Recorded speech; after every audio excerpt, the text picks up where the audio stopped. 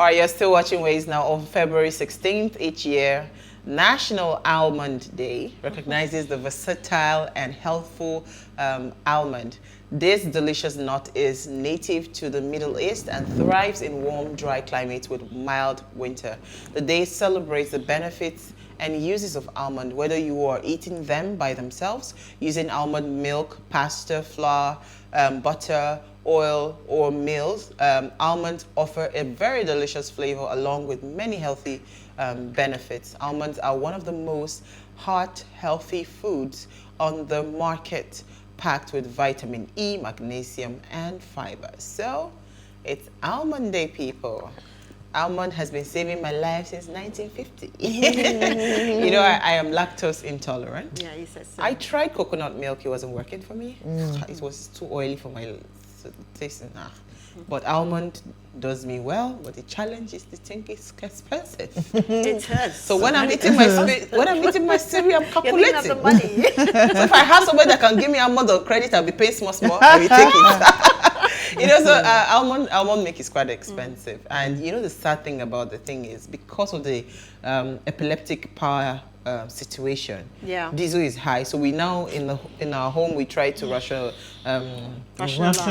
the timing for the diesel gen to come on. So if the fridge is not working, almond, if you open it, so at some point I have to be drinking every day. If not, it goes bad. So you have to be careful. But it's a really, really good.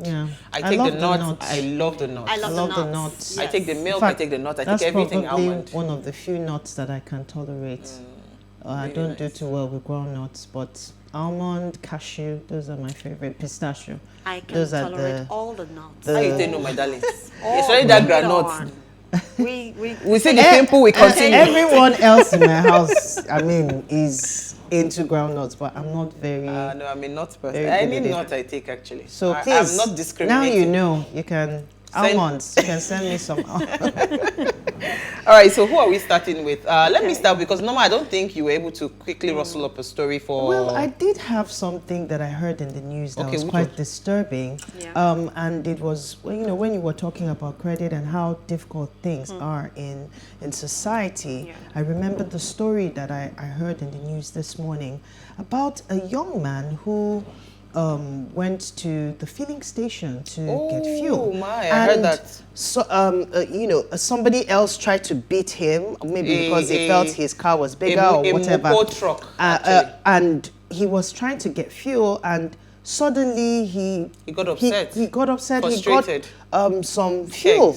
And poured it on himself. He was going to set everyone on fire, as he's going to set himself and probably as many people that are around. He was really frustrated. It's, you know, it really tells you the state of things in the country. This is not the first. The other day, there was also an episode where somebody actually lit himself on fire and he died. And this is the second. And only God knows how many more that are going on that we don't know. So it's really, it's a state of emergency that we are in right now. You know, it was a mobile police truck trying to double cross. You know how people they've been in the queue for a very long time. He said he had been in the queue since 3 a.m. So when the guy came and it was almost like they were going to serve him, at that point the guy lost it and he poured the fuel all over his body. Someone had to beg him. They kept on begging him, so they now gave him, eventually I think, 2 gallons or something. And sorted out his fuel just so that he doesn't. Does that mean that Nigerians don't understand, you know, the normal process of doing things? No. Is it just that? Is it just that? Of course, this is not the first time. Reaction. No. If he hadn't, if he hadn't, if he had not displayed that madness, tried to lit himself up, I'm sure they would have said, "Oh, the Chris." Everybody is trying to get ahead, however, whether it affects someone else or not. Okay, Isi, your story is linked to fuel as well. Oh, so let's yes, it is. And it's the bordering on how much Nigerians are suffering. And this is from CAN, the Christian Association of Nigeria, basically. And they said that, you know, Nigerians are currently feeling the pangs and the pains of fuel scarcity currently. Sorry, scarcity, not scarcity. Scarcity in Nigeria currently. So we know you've already given us a scenario of what is currently going on. Aside from that, the mental health of all Nigerians currently, we are already stretched. It's hard as it is. beyond boundaries right now. We're about to snap. We are getting close to that Don't worry, aspect. I don't need to snap. I'll just stay home next week. And it's so excruciating to the extent that look at the time you waste on the queue, manpower, whatever you were supposed to do, lost productivity, and you now come out and you now go into traffic and spend all that fuel that you spent hours trying to get. What a life. Why wouldn't you be mentally drained? Oh wow, what a life. Flutterwave. Interesting. I'm super happy for them. I saw it and I was really excited. According to Financial Times, Nigeria Flutterwave reaches $3 billion in terms of valuation. So now it has put Flutterwave as the most valuable startup company in the continent of Africa. So kudos to them. We've been following Flutterwave. It's like as if I have a share there, but you know. Kudos to them, and I'm super excited, you know, for them, and I hope this brings bigger and better things for them and other fintech companies, you know, like them. You know, it was about 2 or 3 years ago they were recognized as the unicorn. No, I think it was last year, or it was either 2020 or it was either 2020 when they were when they became a unicorn. All right, so I have another interesting video I'd like to play. I found it so touching online. I saw it today, and if they can just play that video, I'll be right back. All right. I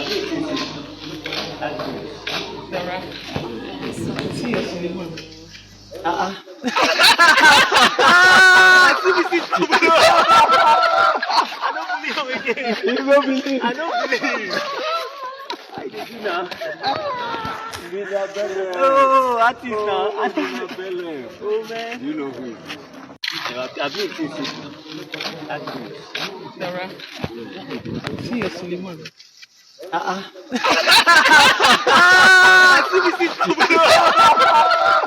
don't believe again. You don't believe? I don't believe. I did now. Oh, artist now.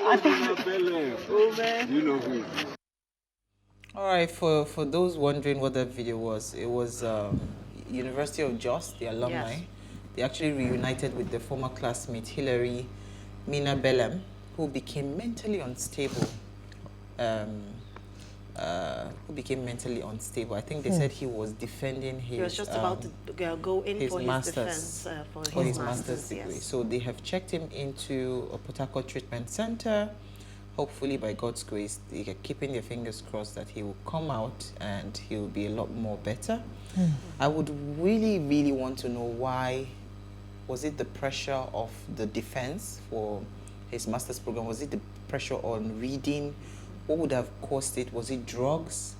You know, because, you know, a lot of people, I know in school then, a lot of people would say they have to take marijuana because, you know, it helps them retain memory, retain good memory. And in that, as they take, some of those people in that process also get completely bonkers because, you know, the thing goes to a different pipe in the head. Absolutely. You know, so, but I mean, it was really touching when I saw it. I said, wow, it was really worth mentioning. Absolutely. And, you know, that people actually do care about people in this country. Yes, right? And for the fact that they actually went out of their way to actually, you know, look for him.